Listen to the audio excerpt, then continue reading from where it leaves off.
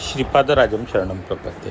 आता कालच्या भागात आपण ऐकलेलं आपला अध्याय दुसरा चालू आहे आणि कालच्या भागात आपण पाहिलं होतं की शंकर भटे विचित्रपुरास गेले आणि तेथील राजाला सवय होती की तो ब्राह्मणांना पकडून आणे आणि त्यांना प्रश्न विचारे आणि त्यांनी प्रश्नाची उत्तरं नाही दिली की त्यांना तो गाढवावरून त्यांची धिंड काढत असे. पण जेव्हा शंकर भटांना त्यांनी बोलवलं आणि शंकर भटांना त्यांनी पहिले 2 प्रश्न विचारले त्यावेळेला शंकर भटांनी त्यांची उत्तरं अगदी बरोबर दिली, त्यांना हवी तशी उत्तरं दिली. त्यामुळे त्यांचे राजगुरू ज्यांनी ते प्रश्न विचारले होते त्यांनी त्यांची खोल आवाजात शंकर भटांची प्रशंसा केली. ते म्हणाले, हे राजा, तो महान पंडित आहे. म्हणजे शंकर भट हे महान पंडित आहे. तो अतिशय विद्वान असा वेदांचा अभ्यासक असून तो वेदपारंगत आहे. मुक्यांचे सांकेतिक भाषेत तो तज्ज्ञ आहे. या सर्व गोष्टींमुळे मी बुचकळ्यात पडलो. नंतर राजगुरूंनी राजाला सांगितले, हे राजा, शिव आणि केशव एक आहेत का भिन्न आहेत, हे असे मी त्याला विचारले. एक बोट दाखवून त्याने फक्त एक आहेत असे उत्तर दिले. म्हणजे बघा, त्यांनी जेव्हा पहिला प्रश्न विचारला होता की त्याचं त्यांनी शंकर भटांनी काय समजून उत्तर दिलं होतं की तू एकटा आलास की सोबत कोणी आहे, आणि शंकर भटांनी एक बोट दाखवून त्याचं उत्तर दिलं होतं की मी एकटाच आहे. पण खरा तो राजगुरूंचा प्रश्न काय होता की शिव आणि केशव हे वेगळे आहेत का आणि त्याचं उत्तर शंकर भटांनी एकच आहेत असं त्यांनी सांगितलं. मी त्याला 3 बोटे दाखवून ब्रह्मा विष्णू महेश हे त्रिमूर्ती प्रत्येकाचे वेगळे अस्तित्व असे सुचवले आणि त्याचं उत्तर देताना त्यांनी बंदमूठ दाखवून मला एका हाताची 5 बोटे एकत्र असतातच की मी मिठाई देऊन माझे शिष्यत्व स्वीकारण्याची विनंती केली. त्यावर त्यांनी सुचवले की तो शिष्यांचा त्रास सहन करत नाही, म्हणून कुचेलाप्रमाणे आनंदी आयुष्य तो जगत आहे.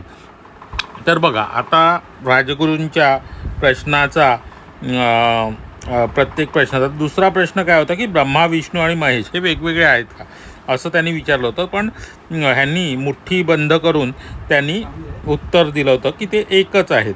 आणि खरा त्यांना काय अर्थ होता त्याचा की दुसरा प्रश्न मला विचार, मी तो एक बोट दाखवून एकटाच आलो म्हणून या कुणी नंतर 3 बोटे दाखवली तर मला भगवान दत्तात्रय यांबद्दल सुचवले. तर त्यांना काय वाटलं की तुम्ही दत्तात्रयाचे भक्त आहात का असा प्रश्न विचारला होता आणि त्यांनी त्याचं उत्तर काय दिलेलं की नाही, भक्ती ही नेहमी गुप्त असली पाहिजे असं. पण खरा अभिप्रेत अर्थ काय होता की ब्रह्मा विष्णू हे वेगळे नाहीत तर ते एकच आहे असं त्यांनी बंद मूठ करून 5 बोटे एकत्र असतात असं अर्थ. म्हणजे बघा, मुक्यांची भाषेमध्ये एक अर्थ एक जण एक सांगतोय पण दुसऱ्याला तो अभिप्रेत असा अर्थ पोचतोय. आता तिसऱ्या ह्याला त्यांनी काय सांगितलं की ही मिठाई हे करा आणि माझं शिष्यत्व स्वीकारा, म्हणजे मला तुमचा शिष्य करून घ्या असं त्यांना सांगितलं होतं राजगुरूंनी. पण नंतर त्यांनी काय केलं की त्यांना शिष्य करून न घेता त्यांना पोह्याचं पुरचुंडी दिली आणि मिठाई नाकारली. म्हणजे मी शिष्यांचा त्रास सहन करत नाही, मी कुचेलाप्रमाणे आनंदी आयुष्य जगतो असं त्यांना ते शंकर भटांचं उत्तर दाखवलं. आणि हे सगळं कोणी करून घेतलं तर श्रीपाद प्रभूंनीच करून घेतलं.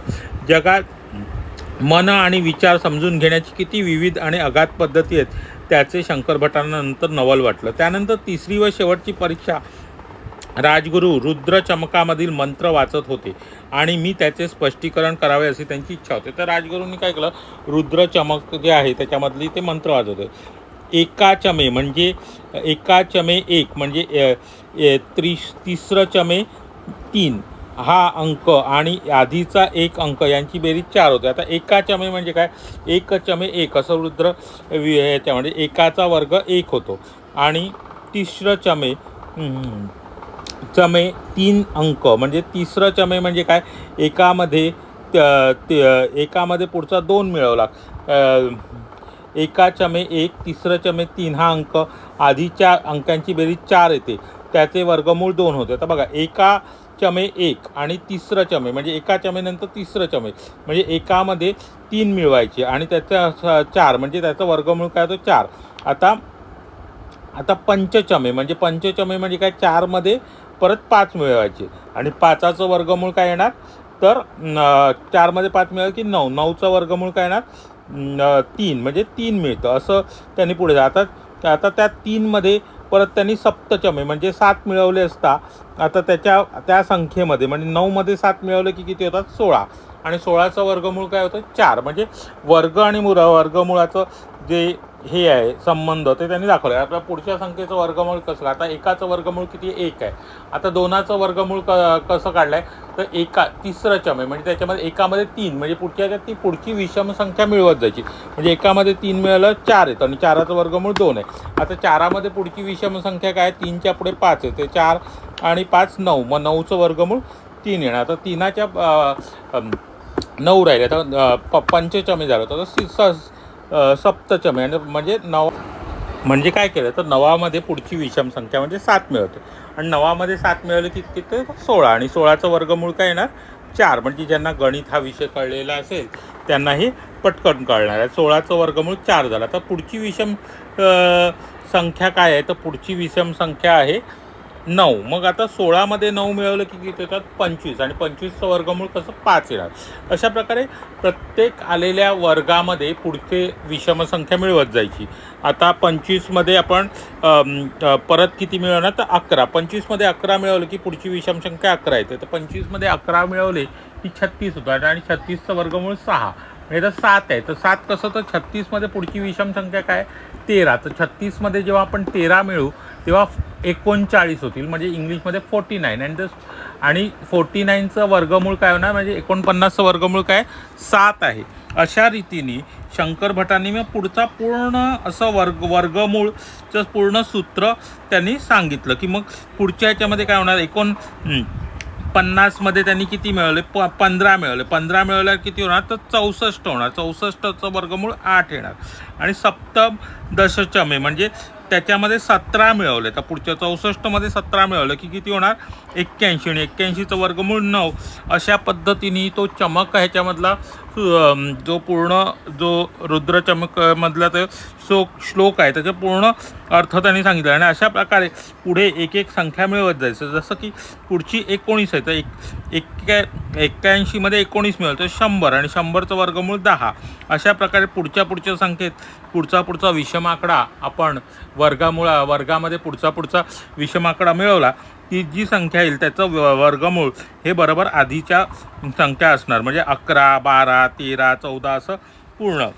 वरील बाबी आकलन होण्यासाठी खालीलपणे दिलेले आहेत. एकचमे म्हणजे 1 अधिक 0 0 म्हणजे 1च त्याचं वर्गमूळ 1 होणार. तिसरं चमे म्हणजे ते 3 अधिक 1 बरोबर 4 आणि त्याचं वर्गमूळ 2. आता पंचचमे म्हणजे आधीचा वर्ग काय 4 4 अधिक 5 9 9चं वर्गमूळ 3 येणार. अशा पद्धतीने हा पूर्ण हे सांगितलेलं आहे आणि हे जे काही चमक संहितेतलं जे काही रुद्रचमक वेदांत मंत्रात जतन केलेले गणितासंबंधीचे गूढ त्यांनी उलगडून दाखवले. म्हणजे हे गूढ आता शंकर भटांनी जे गूढ सांगितलेलं आहे ज्याच्या आधारे तुम्ही प्रत्येक पुढच्या संख्येचा वर्ग तुम्ही काढू शकता. कसा काढायचा काय काढायचं हे तुम्हाला ह्याच्यावरून कळेल.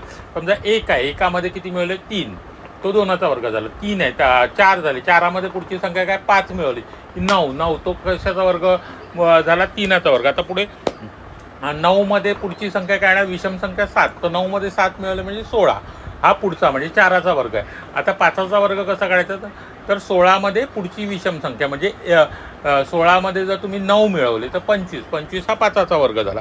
अशा पद्धतीने तुम्हाला हा जो चमक संहितेतला हा जो श्लोक आहे त्याच्यावर आधारे तुम्ही पुढचे सगळे वर्ग काढू शकता. म्हणजे मॅथ्ससुद्धा म्हणजे मी तुम्हाला नेहमी म्हटलं आहे ना की हा जो श्रीपाद शिवल्लभ चरित्र आहे ह्याच्यामध्ये अशा काही आपल्याकडे जी प्रगतशास्त्र होती जसं की गणिताचं सुद्धा आपल्या लोकांना प्रगत ज्ञान होतं आणि ते हे असं चमकांमधून मांडलेलं होतं. जी सूत्र आहेत जी काही आहेत तर आपण खरंच आपल्या शास्त्रांचा जर अभ्यास केला तर आपल्याला त्याचं अनुभव येत जाईल असं सगळं ह्याच्यामध्ये सांगतात. आणि इथे हा आपला आणि त्यांचं या तर शंकरभट काय म्हणतात रुद्रचमकाच्या वेदांत मंत्रात जतन केलेले गणितासंबंधीचे गूढ मी एक करून स्पष्ट केले आणि दरबारातील विद्वानांनी माझ्या स्पष्टीकरणाची खूप प्रशंसा केली. माझ्या स्पष्टीकरणाने मीच आश्चर्यचकित झालो. नंतर मी पुढे म्हणालो मी जे काही बोललो ते सर्व सृष्टीच्या परमाणूचे रहस्य आहे. हे रहस्य कणाद ऋषींना माहिती होते आणि परमाणूंच्या विविध संरचनेनुसार विविध धातूंची निर्मिती होते. श्रीपाद श्रीवल्लभांच्या कृपा आशीर्वादामुळे मी विचित्रपूरमधून पुढील वरीलप्रमाणे विचित्र पद्धतीने बाहेर पडलो. म्हणजे ते आता विचित्रपूरला शंकरभट गेले होते तेव्हा त्यांना तिकडे राजाने दरबारात बोलवलं, ब्राह्मण आहे म्हणून, आणि तिथे ब्राह्मणांना त्रास देण्याची त्या राजाची वृत्ती होती हे आपल्याला माहितीच होते.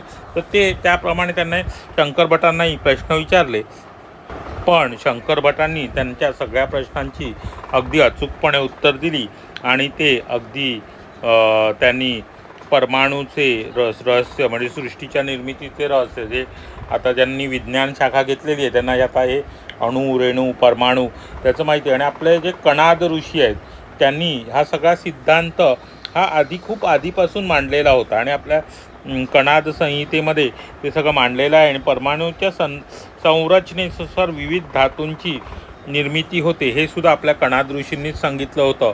आणि तो सिद्धांतसुद्धा शंकरभटांनी इथे व्यवस्थितपणे सांगितलं. म्हणजे बघा, आपलं शास्त्र, आपलं अध्यात्मसुद्धा किती प्रगत होतं हे इथे लक्षात येतं की अणुरेणूविषयी, धातूंविषयीसुद्धा माहिती आपल्या शास्त्रांमध्ये आपल्या पूर्वीच्या ऋषींनी लिहून ठेवलेली त्यांनी माहिती. म्हणजे आपले ऋषीसुद्धा एक प्रकारचे आपले आपण जे म्हणतो ना सायंटिस्ट, त्या प्रकारचे होते. त्यांनी अनेक शोध लावले होते आणि गोष्टी लिहून ठेवलेल्या होत्या. तर इथे हा आपला दुसरा अध्यायाची समाप्ती होत आहे आणि आजची आपली कथाभागसुद्धा आपण इथेच समाप्त करणार आहोत. तर आता आजचा प्रश्न आहे की राजयोग्यांनी त्यांना कोणत्या चमकमधील मंत्र वाचत होते. राजगुरू कोणत्या चमकमधील मंत्र वाचत होते आणि मग त्याचा अर्थ आणि त्याचे स्पष्टीकरण करावे अशी त्यांनी इच्छा शंकरभटांकडे प्रकट केली. ह्याचा खरं तर उल्लेख एका ओळीतच कुठेतरी मी केलेला आहे. त्या चमकचं नाव मी 2-3 वेळा सांगितलं आहे की त्या चमकमधला प्रश्न त्यांनी विचारला आणि मग त्याचं विश्लेषण करून शंकरभटांनी सांगितलं. आणि दुसरा प्रश्न आहे, कोणत्या ऋषींनी परमाणूचा सिद्धांत मांडला होता, परमाणूचे रहस्य हे कोणत्या ऋषींनी सांगितले होते. हे 2 प्रश्नांची उत्तरं द्यायची आहेत. श्रीपाद राजम शरणम प्रपद्ये.